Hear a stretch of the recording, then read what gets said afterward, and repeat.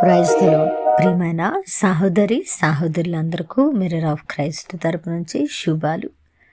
ప్రతిరోజు డైలీ వాగ్దానం ద్వారా కట్టబడుతూ ఉన్నారని నమ్ముతున్నాం. వినవాక్యాన్ని తప్పకుండా షేర్ చేయండి, పరిచర్యకు సహకరించండి. అలాగే ఈరోజు దేవుని వాగ్దానం సామెతలు 11వ అధ్యాయము 8వ వచనము.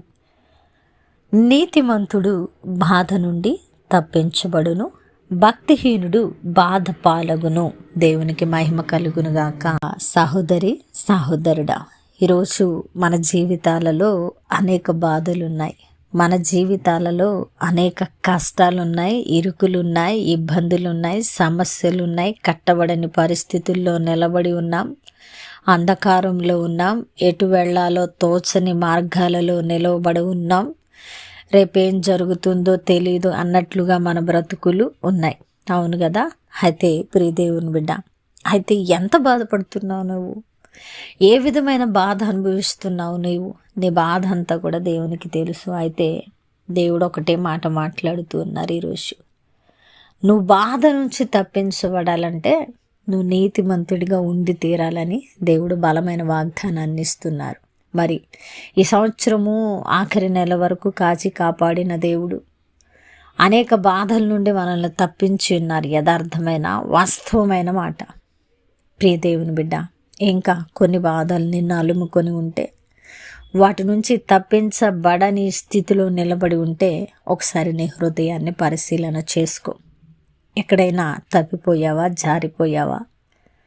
నీతిమంతుల జాబితాలో లేకుండా అనీతిమంతుడిగా ఉన్నావా? ఒకవేళ అలాంటి స్థితిలో ఉంటే దేవుడు నీతో మాట్లాడుతున్నారు. ప్రియ దేవుని బిడ్డ, జ్ఞాపకం చేసుకో.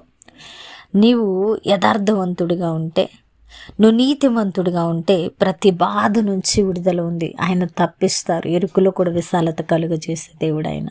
ఒకవేళ భక్తిహీనుడిగా ఉంటే నీవు బాధ పాలవుతావు. అనుకొని బాధలు వస్తాయి, అనుకొని సంఘటనలు జరుగుతాయి, నువ్వు బాధకు గురవుతావు. కాబట్టి భక్తిహీనుడిగా ఉండడానికి ప్రయత్నించకు. భక్తిహీనుడిగా ఉండి బాధ పాలవద్దు. ఈరోజు దేవుడు మాట్లాడుతున్నమాట. నీతిమంతులు బాధ నుండి తప్పించబడతారు.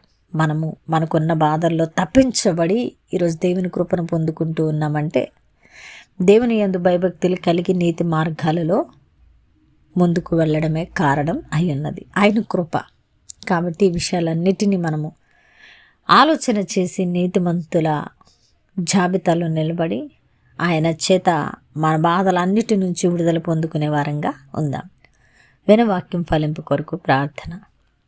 పరిశుద్ధుడా, గొప్ప దేవుడా, అద్భుతమైన వాగ్దానం ద్వారా మాట్లాడారు. అవును తండ్రి, నీతిమంతుడు బాధ నుండి తప్పించబడతాడు, భక్తిహీనుడు బాధపాలవుతాడు. ప్రభా, మేము భక్తిహీనులుగా ఉండి బాధపాలు అవడం మాకు ఇష్టం లేదు ప్రభా. నీతిమంతులుగా ఉండి దాని నుండి ప్రతి బాధ నుండి నువ్వు తప్పిస్తే అయా నాయన, మేము ఆ బాధల నుండి తప్పించబడి దీవెనలకు పాత్రులముగా నిలబడాలని ఆశపడుతున్నామయ్యా అని ఎవరు ప్రార్థిస్తున్నారు వారి పట్ల వాగ్దానాన్ని నెరవేర్చండి.